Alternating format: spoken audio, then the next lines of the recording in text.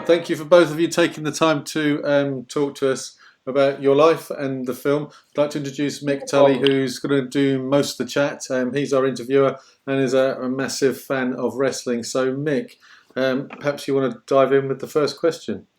All right, lads. Who's there? Is it Ricky and Zak? Yeah, Ricky and Zak, yeah. All right, how you doing? First of all, I've got a confession to make, boys. In your business, I've been known as a mark. Well, I'm not really a geeky mark, not one of those smelly guys that turns up. But I'm a huge wrestling fan, and one of my claim to fame is Jake the Snake Roberts actually called me a mark when I took him out drinking about 10 years ago. But unfortunately, I didn't realise he'd just left rehab the week before. He only told me when we were 6 pints.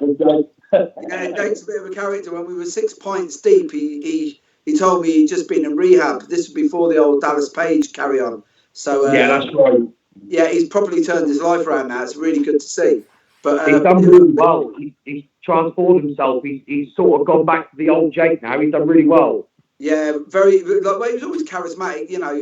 As the old saying goes. As a worker, he was okay, but the psychology, the charisma, you could take your eyes off him. You know what I mean? And it wasn't the gimmick with the snake either. It was just.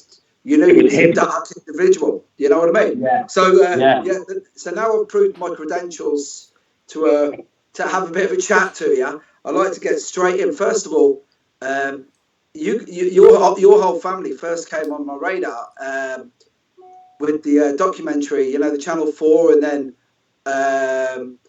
it was it was a really interesting human interest story. The first time I ever saw you guys on TV. This is way before the WWE or anything. So what got you in? I won't ask. We'll ask about this start of wrestling in a bit. But how did you get in with Channel 4 in the documentary? Well, the thing was, the guy who directed and produced it was a guy called Max Fisher, and he was a Norfolk lad. He came from about 20 miles outside Norwich, and in his younger days to watch me and my tag partner Jimmy Ocean and the Superflyers. Believe it or not, on our day we were sort of big names in the British scene, and he was a big ardent follower of us all over the place. And when he went through media school, he sort of rose up and became a director producer. And after we do something on wrestling, straight away thought of Ricky Knight from the Superflyers. And he rang me up, and after we could actually do a fly-on-the-wall documentary with me and the WAW. But as the documentary went on, it was about 18 months. As it went on, Ray's story unfolded and Zak's story unfolded. So it then became about the two kids, which I was quite happy with because, like as I said, it led on to major things. But that's how it actually came about. He actually knew me from when he was a wrestling fan as a kid. Well, it's funny because I'm like 50 years of age now, and for a long time, because I'm just not just a fan of the old TV days. I'll throw a few names at you now, like Clive Myers, Iron Fist Clive Myers, Brian Maxine, Rollerball Rocco. All of those boys, like Big Daddy and Giant Haystacks. Everyone knows about them. But obvious, right? And it always intrigued me. And when I was in my 20s, when I was 16, when I first started martial arts. I actually went looking for wrestling because, Billy Riley, Snake Pit, the old days of Hackenschmidt, Farmer Burns, Luther, all those, like they were legitimately tough men. And it was always the same thing. A boxer versus a wrestler. Wrestler will always win, and people could never work that out. And then obviously a soap opera aspect of it as well. But what is it that got you into wrestling in the first place? Well, to me, I used to be a bouncer, and I run all the nightclubs around Norfolk, and I was working in a place called King Lynn, which is a bit like Beirut. I know. It's like the Gaza Strip, isn't it? So that was a very tough place when I was working down there, and we had all the big metal doors a lot, and it was a real tough gig for us every weekend. Well, particularly, I got a knock on the door, and all these guys stood there with flat noses and cauliflower ears. After that, came in, but I was a bit dubious until they told me they'd been wrestling at the Corn Exchange in King's Lynn. Right. So I went, well, that's fine, you know, the fighting men, all right, we know these things behind wrestling, but they're still fighting men, they're still tough guys. Well, they definitely were in them days, you know, real tough guys. So I let him in, you know, and then I got talking to a guy called Jimmy Ocean, who was on the circuit, and he came up to me and he spent all night chatting to me and said, have I ever thought about wrestling? I said, never thought about it, mate. I've always been into football, and at the time was organising Norwich Devils American football team, so I've always been into sport and stuff. Yeah. And coincidentally, about 2 weeks later, I went round to friends for coffee, and who sat on the sofa was Jimmy Ocean. And he said he was working there, and he just going wrestling training at an old corn exchange in Norwich, where I'd like to come along. Yeah. And I got in there, and he said I was quite a natural, and that's how it all started. Within a year, I was main eventing with Jimmy all over UK as the supervisor. Oh, and what year was this? Well, this is mid-80s, around about 85, 86. Yeah, so it was just around the end of the TV era, would that have been? Oh, yeah, the TV era, we just finished, we just coming to its end. I mean, Jimmy was on the last show, actually, in Rickman's work. Jimmy Ocean was on the last show in Rickman's work. And Pat Roach made the speech about, you know, the last time we're coming into your parlour. So, yeah, Jimmy's on the last show. Yeah, you know, like without sounding like a really boring old fart here, like back in the days when it used to be on World of Sport, which was a bit of a misnomer, because like World of Sport was television and wrestling, as far as I was aware. I didn't. It's a bit like when I was a kid. I only knew about Elvis and country and western and Irish music. There was nothing else. You had 3 channels, and then you had that. But like when you saw the old ladies hitting them with the, like, especially like the end of it where Fit Finlay was just about to disappear off, and he was still a real heel. You know, like when they went, like, what was it like? Like, what's it like being in there where you've got like people who really buy into it and they start? I actually got stabbed one night in Norwich Cornwall. I was on with King Ben and Kid McCoy, who were 2 real big baby faces in them days, and me and Jimmy were on, and the guy sent me in the corner. King Ben sent me in the corner. I took a big post and slid down the post. And luckily, I saw this guy dive at me, and he had a blade, and he went to chip me, and it went through my hand, luckily. Otherwise, it had gone through my kidney. But about 2 weeks later, I went to the toilet, the same guy was there, he tried to stab me, going, all right, Rick, how's things and that? You know what I mean? I thought, well, you can't tell me to. He said, yeah, but you're outside the ring, it's in the ring, I don't like you. And it was like, it was a loud thing, you know, it's like it was an everyday occurrence at the wrestling in them days.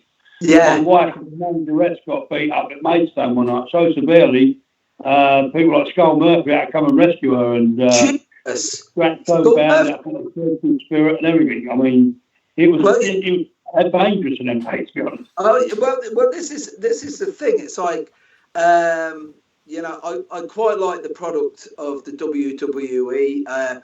To tell you nothing but the truth, I sort of lost interest. Like the Raw is wartime and that, but it was only because I didn't see the characters coming in, you know.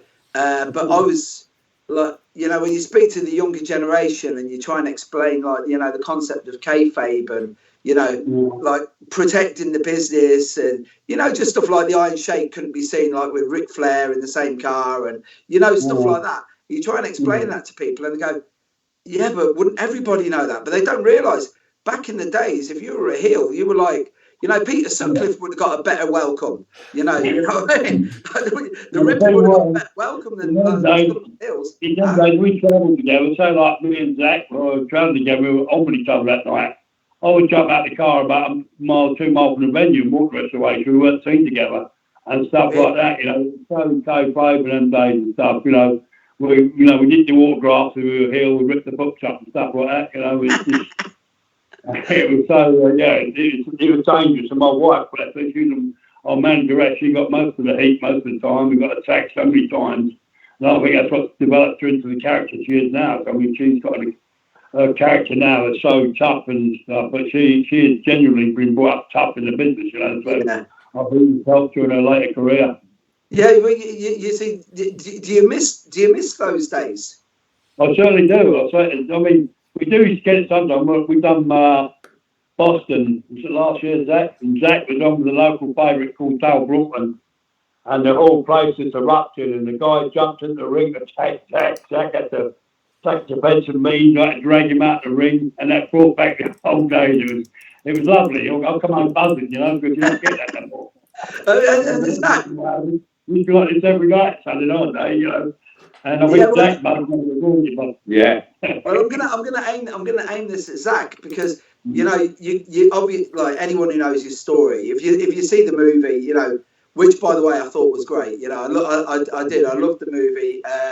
If you want to know the truth, personally, I'll tell you right now, WWE Films and the studios and that, you boys have saved it with that movie, because there's only so many 12 rounds you can make, and there's only so many like Bad Steven Seagal type movies with a wrestler in. You know what I mean? It's But a mate of mine, believe it or not, actually directed the 12 rounds with Dean Ambrose. Oh, really?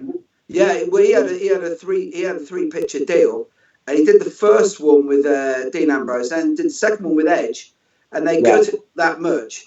He was like at the moment he can't work because he's tied in for 3 films, but he was like, after the last one, you just ruined me. But this one, like your movie, was such a departure. Like the production values were way better. You had actors doing it, but the story. Especially, I'm just going to aim this at Zak. What was it like watching? Because obviously there was a little bit of Hollywood. There was a little bit of license, shall we say, in regard to your feelings. But what was it like watching that as a guy who was in like straight in the middle of it? To be honest with you, Stephen actually portrayed my story really well. I didn't hold back when I was talking to him about it.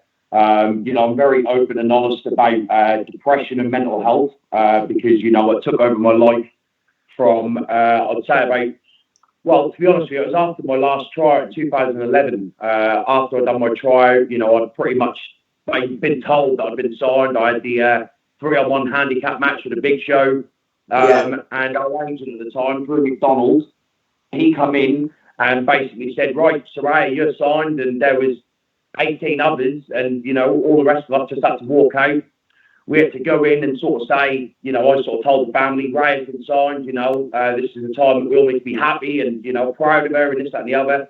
And inside, my heart's just breaking, the 3-year-old inside me that had the dream of wanting to be at WrestleMania and, my setting up everywhere for Saraya to come and my nephews to follow and basically, get the dream ready for the rest of the family to come in. That was all taken away, and that was really hard to deal with. I was the big brother. I was the one that felt like I should have been out there. I should have been there before her to protect her, and that's a really difficult time. And in 2017, I had a mental breakdown. And then October 2017, I watched the movie for the first time. And to be honest, the movie saved my life. Watching that through my own eyes, and I'm watching what I do in the world of wrestling, how I can help people, training a blind kid to wrestle. I've got people with autism. I've got 75 kid students that I train 4 days a week. None of that sunk in. It was just a day-to-day occurrence. It's just another day. Watching it on a big screen and watching it from Stephen Merchant's point of view, and after hearing him writing and directing it and watching it, that really saved my life. That made me realise, Zak, you're 28, there's still life in the tank. Look what you're doing for these people. You don't need thousands of people and millions of followers to know that you're doing right in the world. So like I said, that saved my life. It really did. Well, first of all, I teach martial arts as well. And it's the same thing, because you've hit on something like right now, especially just in life in general, young men are really struggling. Like that Mission 22 over in America, where 22 veterans a week killing themselves, and young men. It's a rough, without sounding like condescending. It's all right for me and your old man, because we're from that generation where what did you do as a bloke? You went out, you did 50, 60 hours a week. You had a few bits. You did the right thing. You looked after those nearest and dearest to you, and that was it. And whereas now it's like you haven't got the tools to do that. And it was like you just said there, like to be the older brother to go in there. Like I have to admit, I've researched his story a lot, and this is where I sound like a right mark again. Like, I used to read about you and your brother in Fighting Spirit magazine. Right. Yeah. So, you know, like the old, when Jodie Fleisch, obviously, like a couple of boys that used to train me, like Doug Williams and characters like that. And, you know, your names had come up. And as much as I like, you know, don't get me wrong, I love the wrestling. I think it's really good. But it's the stories and the humans behind it that fascinate me. You know yourself. You look at the WWE. Like the best workers aren't necessarily the most fascinating people. You know, Mick Foley. Look at Mick Foley. You know what I mean? If you give them the choice to spend time with people, you know, I'm sorry, but like Foley would be straight up there with me. You know what I mean? Because this is a guy with a proper story. So you know, with the blind, like you mentioned, the young blind lad, which is I that came up in my research, right? And I do Brazilian jiu-jitsu, and I train with a couple of Olympians. They're Paralympians, but without sounding like I'm taking the piss or anything. One of them, as I always say to him, I've got one hearing aid and he's got two, and he's ginger. That's his disability. But like he's on the British team. But the tactile awareness and stuff from the wrestling is that what helped you teach this young blind kid? To be honest with you, you know, people always say, "How did you do it?" Well, first of all, you got to give credit to the blind kid for having the balls to step in the ring. Yeah, you know, definitely. He trusted me. He didn't know who I was. He didn't know what I was about. He didn't know what I was trying to get him to do. But you know, we just had a connection. He walked in. I didn't shake his hand. I cuddled him, and I said, "Is this something you want to do?" And he was like, "Yes." I said, "This is going to be difficult. You know, we're not going to be able to get in there and get you, you know, back flipping, front flipping, and stuff like that. So I'm going to have to start from the bottom. Let's get you bumping and just moving around the ring. Count how many steps it takes to get from one side to the other. You know, let's figure this out." And the guy did. He put his heart and soul into it, hours upon hours per week, you know, just trying to do it. He didn't fit into society. You know, he didn't know where he belonged. And not only was he blind, he suffered with depression. And, you know, he just didn't know who he was or what he could do. And no one had given him a chance. He lost his sight. He wasn't born blind. He lost his sight at 9-year-old in a car accident. His dad was drunk and cracked. And he just couldn't come to terms with it. You know, a 9-year-old boy that had his sight to a 9-year-old boy that lost his sight and then trying to get through life. You know, no more playing football with your friends. No more being able to just sit at your desk and do your work without a teacher or support worker next to you. You know, this boy really, really had hard times. So I say, fair play to him. If anyone done this, he'd done this. He had the balls to get in. He kept trying. Nothing, you know, I'd say, we need to try this now, James. Okay, let's do it. You know, will you be here? Will you help me? Yes, I'm here. And, you know, I don't want to take no credit away from James. He deserved the praise. He jumped in that ring, he listened to instructions, and he became a professional wrestler. Well, again, you know, it touches on what you were saying earlier. In your own life, there's that point where you're trying to work out, you know, what's my role here? What's my, you know, how do I get value in my life? It's like this will lead me into, you know, as I said during my research, obviously. Knowing that you mentioned earlier where you were saying about you wanted to be the first one over there, protect your sister, and creating the dynasty, right? But like the dynasty was already created, like in Norfolk, right? Norwich, but you were going to transport it over there. Like, can you just, like, especially Zak, could you just tell us, you know, what was it like as a kid growing up, setting up the ring, giving out flyers, and like basically going, if we don't. You know, I don't know if you know. Well, you should. You will do. You know, there's that classic line that they reckon that Pat Patterson always lies about. He always says, "Big house tonight, boys," and however many people are in the house, he always adds 5,000 to it. You know what I mean? Yeah. And you know, it's that one where you turn around and you look and you go, "Someone's not going to get paid tonight." You know what I mean? Yeah. It's usually going to be me. What was it like growing up doing that, being in that business? Do you know what the funny thing is? This is the question that always comes up. And I always start off by saying, I don't know no different. This has been my life since day one. You know, Mum was, you know, dressing with me in her tummy. You know, as soon as I was born, you know, there was no rest She was straight in the car with me me on her lap, probably, no, her mum. I probably wouldn't have been in the car seat. And we were travelling to the show. And then I was given to people like Robbie Brookside, Drew McDonald. You know, they would look after me, feed me, while they would go to work. You see, the problem is with professional wrestling is if they didn't work, we would go without. So if my dad got injured or my mum was injured or shows dried up, you know, we'd be eating mashed potato sandwiches or, you know, school dinners, what we'd call it. So you'd have like waffles and beans or something. Yes. You know, but when times were good, you know, my dad would be doing 30, 40 shows a month.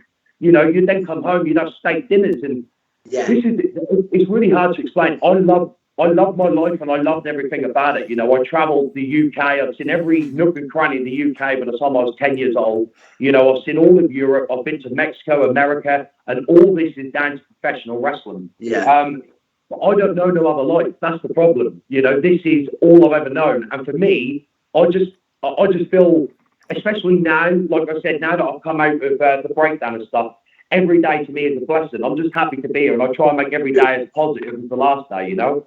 Well, you know, it's funny because my first real life interaction in wrestling, so I was saying to your dad earlier, I used to love reading about the like old boys like, you know, like Frank Gotch, Hackenschmidt, like these guys were massive, you know what I mean? They were, and like the only way they earned money was going around, and these were like back in the days where you know you had to work and you had to shoot, you know, and these guys were legitimate shooters.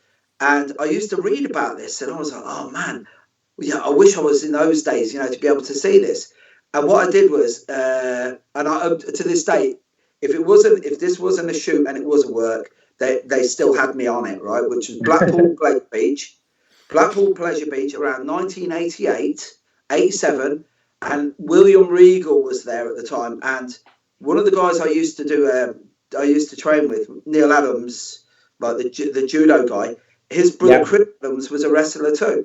And we went up there, and I was there with a load of lads because I was doing karate at the time. And they were like, you had to Barker out the front of the Blackpool Pleasure Beach, and he was drawing, like just basically drawing up the crowd and that. And he says, we're putting it out now, 50 quid. We'll take on street fighters. We'll take on karate men. And all my mates were like that, elbowing, have a go. And I remember, part of my French, but I remember shitting my pants because I saw like William Regal or whatever he was calling himself at the time, and he came up, and they had it when you could tell at least one of the guys was a plan, but they had 3 fights, and at least one of them was. But I'll tell you what, if the other two were part of that crew, they didn't like them that day because they gave them an absolute beating. And you know, like the old Ric Flair chop where it's like, I'd rather you punch me in the jaw. You know, you know when the guy really starts throwing a potato at you. And I looked at it like, did you have any of that sort of behaviour on the road? The thing is, I've got pictures in my office where I was on the Goose Fair doing the same thing. You're joking me, really? I was doing Nottingham Goose Fair. I've got a picture on my wall now that's me and Jimmy Ocean up top. He's in his battle cap, what he used to wrestle in Japan, that's battle cap. Yeah. And I've got the picture there, black and white, and that's the anniversary of the Goose Fair. I think it was 94 in the tech. Yeah. It was the 600th anniversary that year. And I had to do both because none of the boxers turned up. So me and Jimmy, being ex-boxers, done the boxing as well. So we had a very busy 5 days that year. And the nobbins were great. I mean, as you say, I went against Jimmy Ocean. Jimmy used to do in the crowd stuff as well as a lot of the traveller, and we'd get in the ring and we used to actually kick the shit out of each other. Yeah. I mean, kick the shit out of each other. Because the nobbins is what we lived on. The actual match pay was shit. You know what they paid us per match? Because you do about 13 a day. But so you relied on what the crowd give out. And me and Jimmy always got top nobbins every day. Because we did crap out of each other. I mean, always claret, genuine claret, apologise to the caravan after. So we were saying, we're not going to go out there and fool these people. We're going to go out there and kick the crap at each other. And was this? Was it claret? Was that like a Duke's job, or did you? No. I mean, like, you know, we used to sling it into each other. I mean, me and Jimmy, you know, whipping about. You know what I mean? I like to tap punch and I don't bother me, but what I didn't want to go in there is people saying in the crowd going, what a load of shit, you know. what they were doing. And not being funny, I remember ringing my wife up that night from a club we were all drinking at, and all the fair boys were lining up pints in the bar. So I thought I was that tough. I thought it was like to be avoided. You know what I mean? Because we put in such good match and stuff, you know? Yeah. But well, talking about what you were saying about Steve Regal and stuff like that, back in the day, you know, they would earn their stripes by getting in the ring and taking a kicking, you know, because back then you couldn't pay to become a professional wrestler. You know, you'd have to pay your dues. Yeah. You know, and that's not something that happens nowadays. You know, people pay £50 to £100 to learn to train. You then teach them the art of wrestling. Whereas back in the day, you know, if someone was coming in, they could potentially steal your work. So unless they were a tough guy that would defend the business, you know, and come in the right way, which was taking a couple of slaps or two, you know, which even the movie portrayed that. You know, my sister got a couple of receipts when she first come in. You know, that is just how you were brought in the old days. So to answer your question, I really want to shatter your dreams, but I guarantee you they were 3 young trainees trying to break into the business that were getting beaten down to, you know, where they could go in at the end and shake people like Regal's hand, and Regal said, you know what, kid, you're a tough kid, you deserve to learn. That was, you know what I mean? That was well, you want to know the truth? I'm actually happier that happened, because believe it or not, I was at jiu-jitsu yesterday and we were chatting about the way we used to train, and we said exactly the same thing, and we were like, it's those days. Unfortunately, there was such a dropout rate, like, because if you know, people just can hack it. When Ricky, when you were just saying there, you said like around 94, that the Goose Fair. Well, roughly around that same time. I don't know if you remember. Do you remember they did the Brawl for All with the WWE when it was a real fight? Oh, yeah. And what happened was that Steve Williams' character was supposed to be a real tough guy, and it was you remember Billy Gunn, but you remember Bart and Billy Gunn, the 2 guys who used to be well, he literally, it was televised. They put it on the WrestleMania, the main event, right? So it was, if you imagine like a tournament, and they were doing them at house shows and a few televised shows and stuff. And then when it was the final, I can't remember, I think it was that Steve Williams and Bart Gunn. And Bart Gunn knocked him out. Like, but it was one of those, you know, one of those moments where I use it, and I always say that was the moment when kayfabe actually really died, because it was at that point where you just looked at it and it was like, but this guy's a nobody, you know, he's like a tag team guy. He's not even a mid-carder. And he's just knocked out a guy who's supposedly really, really tough. And then you go, right, okay. You just, if you don't mind, Zak, you used the line there that I use every now and again about, you know, getting the receipts, Yeah. Well, the first time I ever heard that line was, and hopefully this will bring it, I just wanted to see if you or your dad, because you mentioned Japan earlier, and it sort of tangentially links it. When the Rougeau brothers gave Dynamite Kid, when they knocked his teeth out that time, it was the first time I ever heard them use the term, we had to give him his receipt. And he was a tough guy in Japan. And I was just wondering, did you ever meet anybody on the road that was as, apparently, from what I hear, God rest his soul, I hope wherever he is, he's a happier man now than he was for the last few years of his life. But Dynamite was supposedly a really tough guy, a bully, but I heard he was a really tough guy. What sort of guys did you meet on the road? I had the pleasure of working Dynamite at the end of his career when he came over for All-Star. And to me, it was an absolute honour. Wow. And, you know, to be fair, you know, I come from the tough guy days, you know, as I said in the movie, it tells you where I come from. Yeah. And, yeah, he was a tough guy, but he had the biggest heart I've ever known, you know, because, you know, I was still pretty new to the business, and he took, you know, time out every night to teach me stuff and help me, you know, Rick, you don't need to do 20 kicks. 1 kick will do if you do it right. You know, just little stuff like this. He took it time to me. So to talk about Dynamite, I have to speak as a fine, because I always found him great. And I just found one of my trophies after him, you know, because he had that much respect.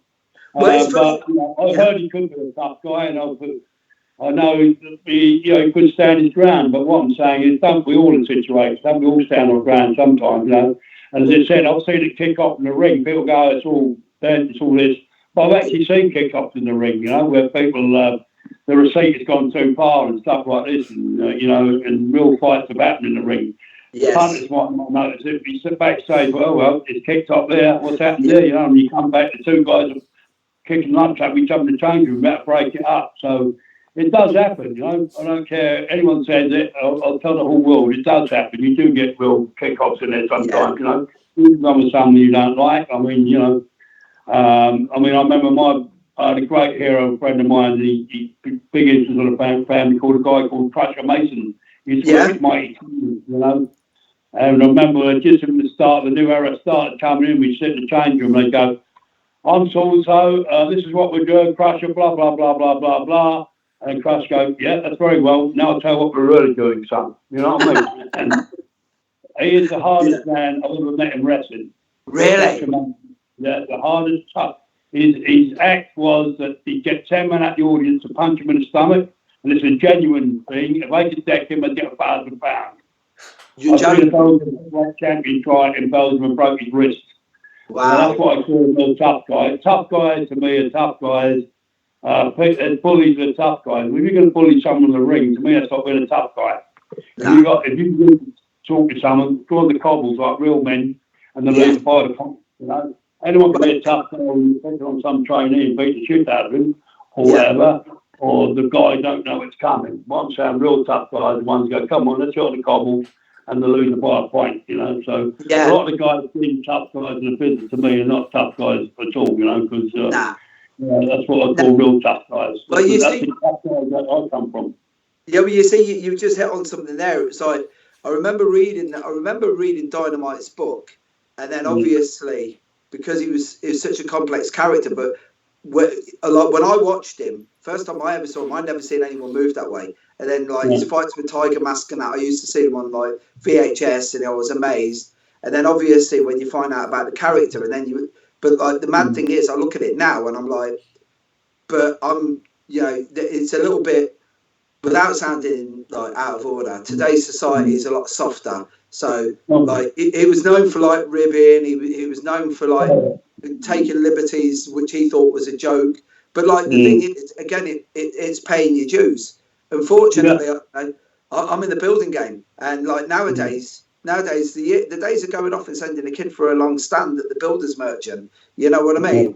They're gone. They're like, no, I'll have to go to an account group and have a talk through. Because back in those days, the wrestling was trial by fire. I'm guessing, yeah.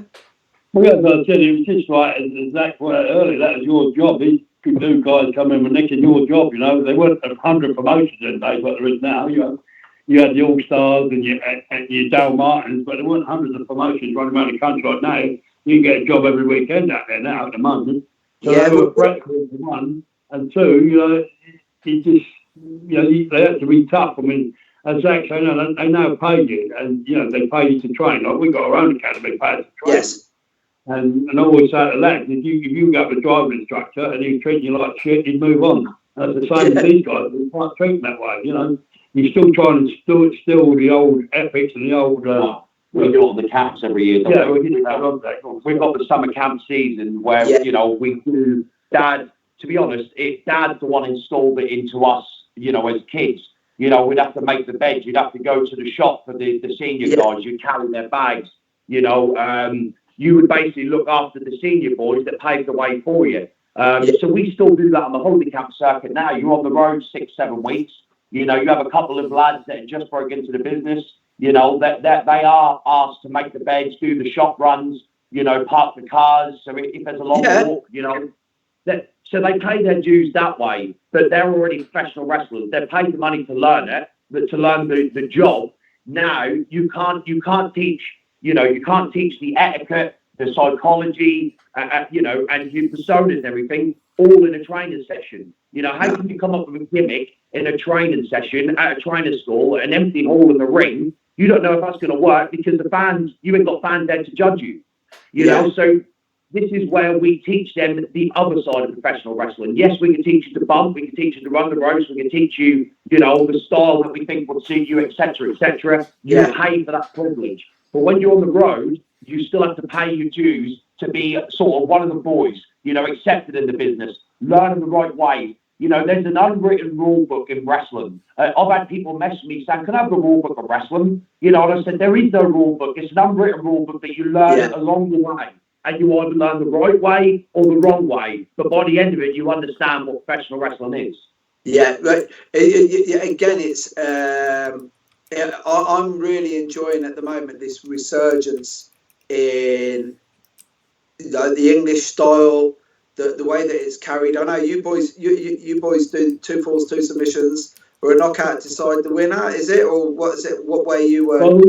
All our championship matches are still over British Matt Evans rules. Okay, so yeah, we still do the 3-minute 10 rounds and titles and stuff.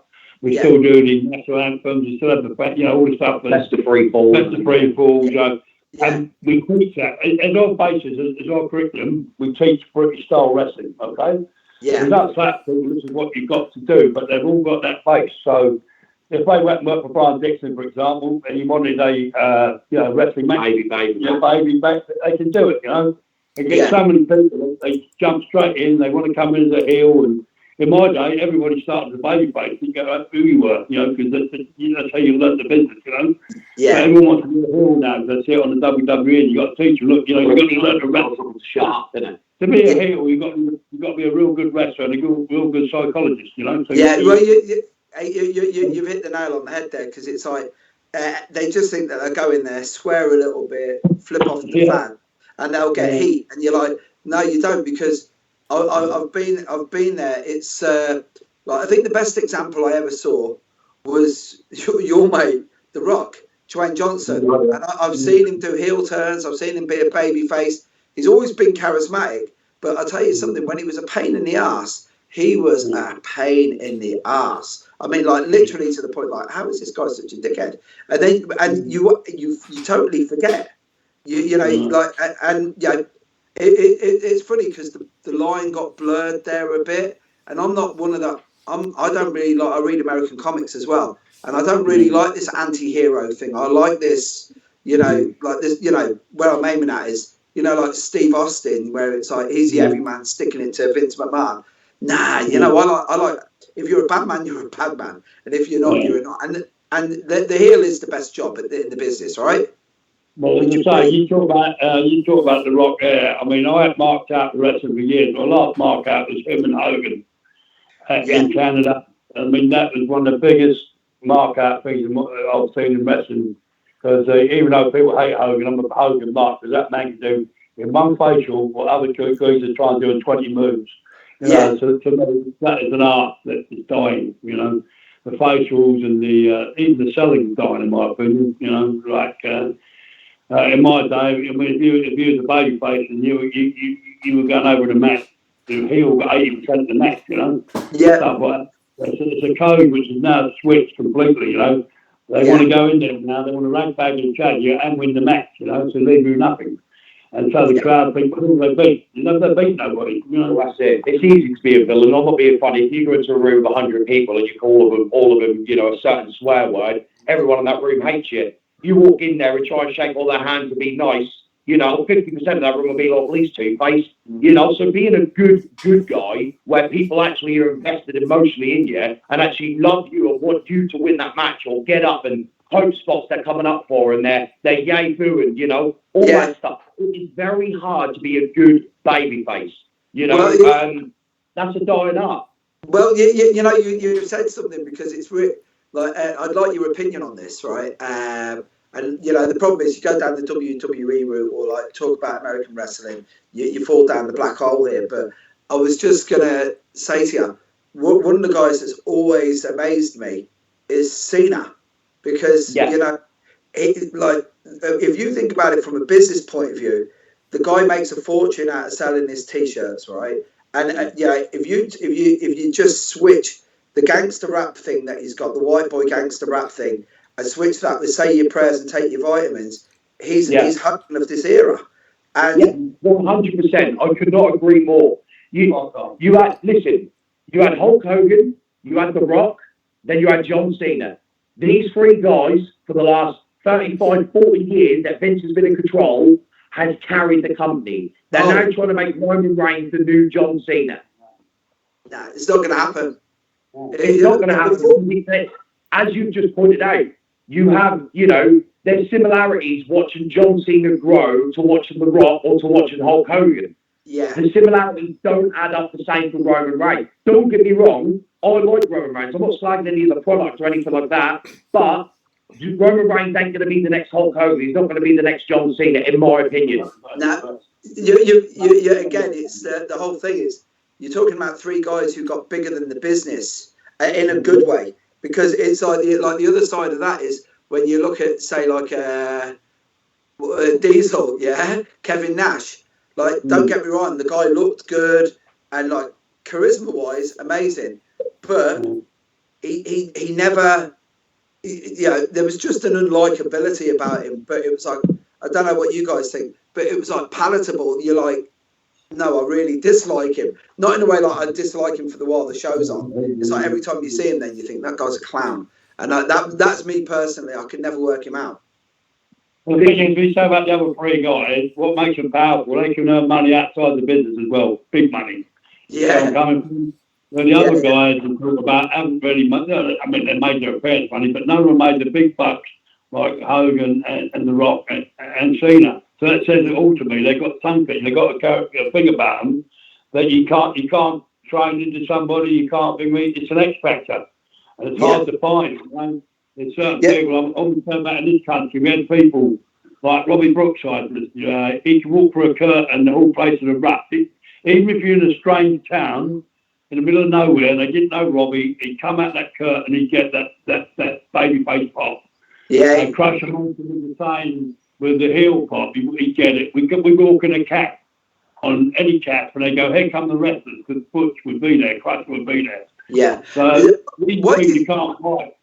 Yeah, why do you think Robbie now, do you reckon the death of TV killed Robbie because of like the time he came in? Like, Robbie, he never got as big as he should have been. Robbie was very charismatic. Well, to be honest, I've done hundreds of matches with Robbie and Doc Dean, because they were our nemesis in the tag division at the time. We wrestled all over the country, and so I wrestled Robbie and Doc more than anybody in the world, and they were both so talented. I mean, Doc Dean was massively as good as Robbie in every way, but Robbie had that charisma. Because he had the charisma, Robbie was always seen as a better guy. That's what I'm talking about charisma. You can't buy that, Doc Dean was a fantastic, brilliant worker, but Robbie always had the charisma where he walked out the curtain, people just loved him. And I've got to say to my trainees, you can't buy that, Our Saraya had it, our daughter. We knew really, I didn't know because she didn't want to be a wrestler. I knew she could be a star in some way because she shines that way. And now I'm tipping my son, my grandson, RKJ, Rick Knight Jr., will be the next big thing in the next 2 years, because he oozes that as well. Okay, wow. It's something you can't buy. Well, that leads me on to the question I was going to say. Obviously, taking your kids out of the equation, who's the best that you've ever trained up, or that you've been the most proud of, student-wise? Yeah, I'm talking about. Well, so it's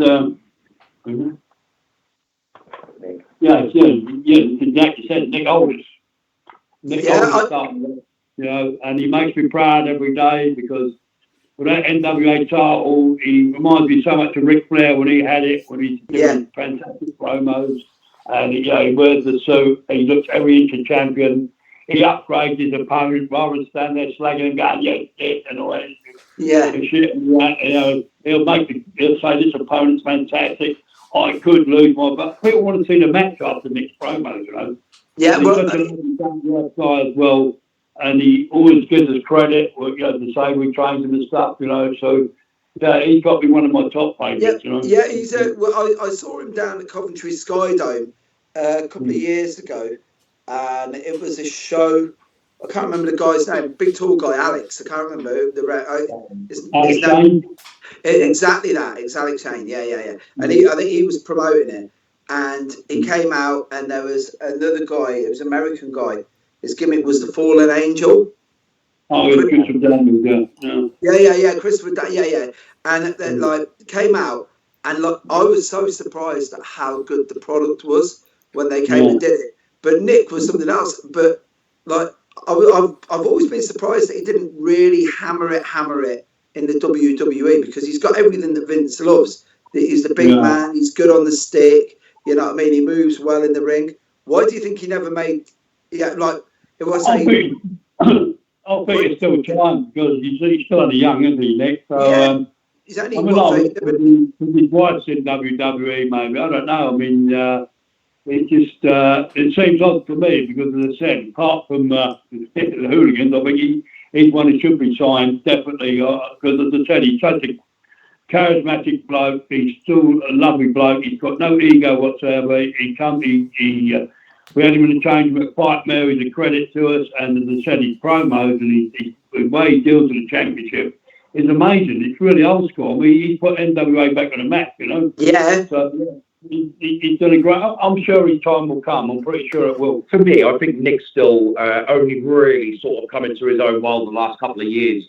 He got signed with TNA in around 2009, 2010 when I was there. And, you know, he was the rookie of the dressing room. You know, he had a lot to learn. People were taking him under his wing. You know, they were educating him.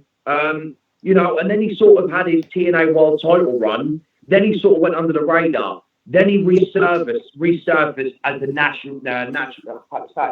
national treasure.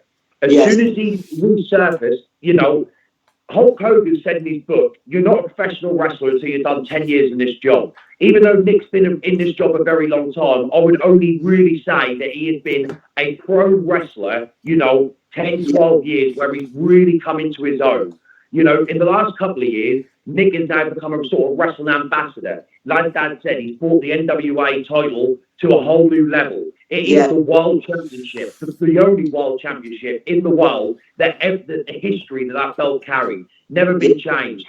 You know, it came out in 1948, you know, and it's still going now. You know, he defends it all over the world. He's got the art of the promos, which, you know, you look at people like Hulk Hogan, John Cena, The Rock. Yes, they would take the mick out of their opponents for the pop of the crowd. But what they would do when Hulk Hogan was against, you know, say the Iron Sheik, well, let me tell you something, brother. This might be my hardest match today. You know, the Iron Sheik, a man that held the championship before, a man that's going to give me the biggest fight of my life. You know, he's crediting the person he's wrestling. So that when he wins, not only has he won, but he becomes a hero to the 90,000 watching. The Rock, whoever he was facing, he would have a laugh and a joke and he'd put him down, but he'd always, you know, revert back to how good they were, and that you're the man that's going to test The Rock.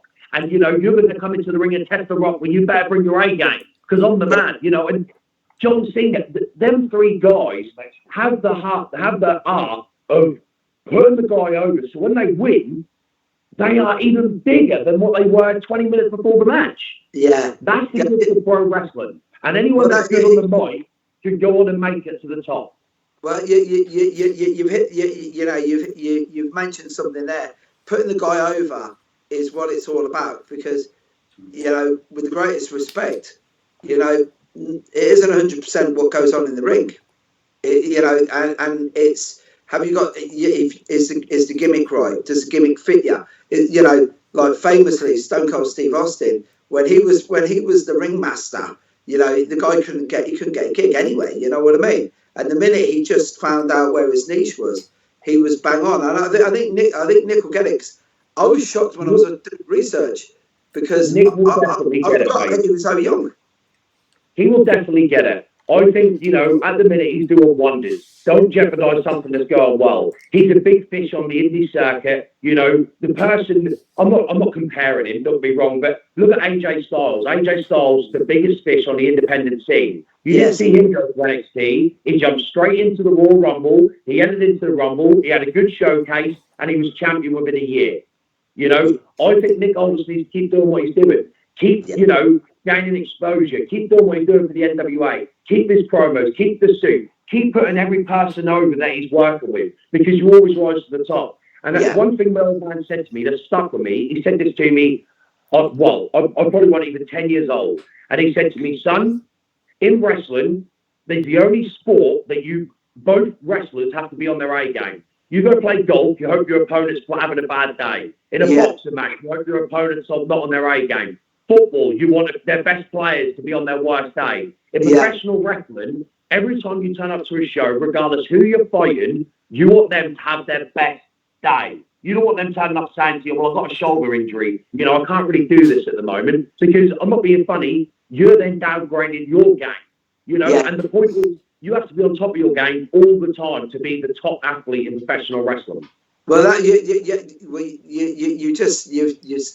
said something that I've always said: the great wrestlers are the guys who can carry the mediocre worker, because you know, you'll get a guy, and when you can make a guy look at $1 million, then you're doing something that is like one of the things that is still one of my favourite moments. Do you remember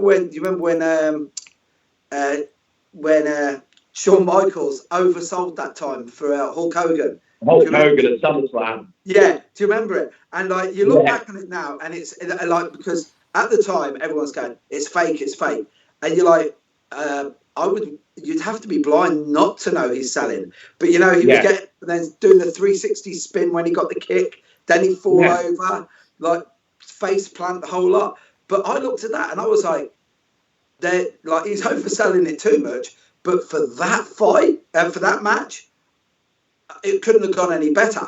You know, for either of them. You know, and it's you know, what do you want out of it? It's like, mentioned Dynamite earlier. Dynamite Tiger Mask. You look at that. I defy anyone to say that wasn't beautiful. You know what I mean? That's a story. That's literally like literature in action form. You know what I mean? It was unbelievable.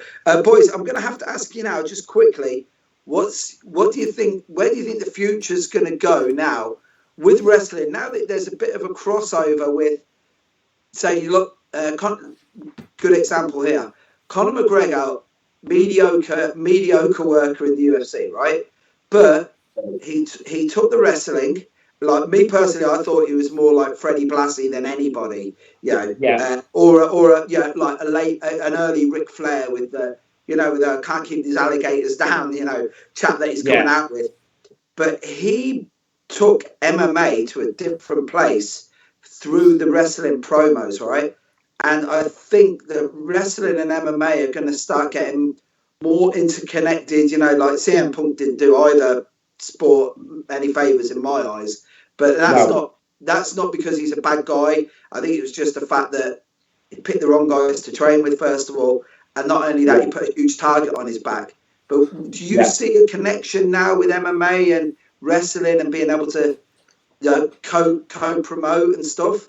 Well, I think it's also, I mean, in my day, when I first started out, you know, boxers didn't want nothing to do with us. They wouldn't come near wrestling because of the fake image. But now we work closely with all the boxing firms around Norwich, because Graham Everett, who's trained many champions, is a friend of mine. We get the boxers come to our shows and stuff. So I think, as you say, it's about business. What's good for the business and with either business, you know, if what's going to make money is going to make money.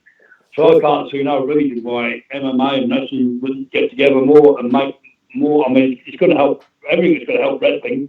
You know, any legitimate sport coming to us and you know, helping us out, it's going to help, I think. So I can't see where it would do any harm whatsoever. You know. Yeah. For me, I feel that every sport has looked at wrestling and tried to copy it one way or another. Look at darts. I'm not being funny. They have the lights, the camera, the action, the ring music, you know, dancing girls, you know. And then you look at the boxing. I'm not being funny. You have a 15-minute build-up of the match now before the match actually happens. What happened to the day of them just walking to the ring with no music, you know, eye to eye, walking down the ramp, you know, and they literally don't take eye contact, they don't break it, they get in there, they punch the crap out of each other. Now it's the morality of it all. You know, WWE is set precedents. You know, you look at the lights, camera, action, the big screen, you know, the build up to the fights. Every sport is now doing that, especially UFC. You know, and you look at, you know, Brock Lesnar, Ken Shamrock, Bobby Lashley. All these guys have gone to UFC and come back to WWE. That is only making them tighter as you know, two companies that could potentially come together. But I just want to say one thing before we finish this. Yeah. Wrestling is now coming into a golden age for me. You know, we've been through the Attitude Era, we've been through the 80s, we've been through the wildest sport. I think now wrestling is now going to have its biggest surge ever. You know, Yeah. with AEW now coming up, with WWE having to step up their product, bringing Yeah. Paul Heyman and Eric stuff in. You know, NXT is now traveling around the world. You've got UK, you've got Australia, you've got Japan. Yeah. You've got the OWE, the Chinese company, that are now spreading their wings all around. Now the competition has really started. Now we are going to see professional wrestling put on the map, worldwide status again, where it's not a guilty pleasure. It becomes the number one where, you know, people are walking around with T-shirts on and proud to be recognised as a wrestling fan. I believe this is happening all in the next 18 months. You're 100%, because I actually thought initially when it was WCW, but the problem was you had two firms going against each other. But like with Ted Turner, not so much him, but Russo and all that crew that were all in business for themselves when they were doing that. And then Vince McMahon, you don't get to be a billionaire. You don't get to be a billionaire taking over your dad's business by being a wallflower, right? So he is an egomaniac. But what happened was, because it became personal, they both went on this mutually assured destruction thing. So it was literally like Russia and America in the 80s trying to kill each other. And now, for all the hype, all the heat, and all the hype that Jericho's giving out and Heyman gives out, they both know the score. There is enough room if they play it. And you know what? As you were saying it, I just started laughing to myself, because I'm just thinking to myself, we're now going back to almost kayfabe time again. We are. And that's the beauty of it. We're now coming back into an era that died 30 years ago. You're talking about, I'm not talking about hard men. That's not what I'm talking about. I think that day and age is gone. You can't put a guy in that is not out of shape. You look at the wildest sport guys, they look like tough men, but none of them were, you know, bodybuilder look. Yes. You know, that's the one thing that I hate about wrestling is, you know, is stereotype. John Cena sort of made it impossible for good wrestlers to break into WWE because they had to have the G.I. Joe body like John Cena had. Now, I believe that wrestling is fantastic because wrestlers are getting opportunities. Kevin Owens wouldn't have got near that ring 7-8 years ago because he wasn't in the right shape or size. Now, because, you know, he's a good promo artist. He's the go-to guy to put someone over, you know, and I now believe wrestling is literally climbing that ladder so quick, it's going to hit big. And the best part of it is, we might even have the wall pulled over our eyes, everyone, and AEW and WWE and everyone else might be working together to produce the largest ever show we've ever seen. Oh, yeah. Do you know what? I wouldn't be surprised, because Vince McMahon is a genius. That's why. He is a genius. You got to remember, like, he's a ruthless genius, but he's a genius. Like, the last thing, because obviously normally when people are interviewing you guys, it's always about the movie, or it's about document. And look, for me, this has been a joy just to talk about the business more than anything, right? But just as a little link into the movie, the last thing I'm going to say, right now, Rowdy Ricky Knight, right? Everybody knows, if you looked at any of your interviews, you're convinced that Ray Winston should have played you, not Nick Frost, right? Yeah? And like... That's what I think I George Clooney for the looks, but it didn't happen. Well, yeah, no, you got that, yeah, you and him share those boyish good looks. And I remember, I saw an interview... Ray Winston's one of my favourite actors, and... He's when I see the movie now, no one's going to play it like Nick. Nobody in the world. He's done a million. Yeah, he did. Yeah, Ray Winston did a short movie for a mate of mine years ago as a favour, and I met him, and he's a really, really nice guy. When I saw the interview on YouTube, someone said, "Oh, have you ever seen Scum? I think Ricky would be really good at that." And I was thinking, I saw Scum. I didn't quite like that movie. You know what I mean? It wasn't my favourite. But what I'm going to ask Zak, right, is Zak, if you could have picked anyone, right, I'm going to allow you to be as like you can be as generous as you want with your looks now. If there was somebody that you wanted to play you in the movie and they were going to do a part 2, who would it be and why?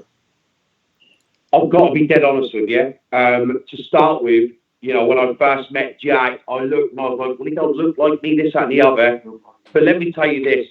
Everyone that I speak to said that Jack Loudon stole that movie.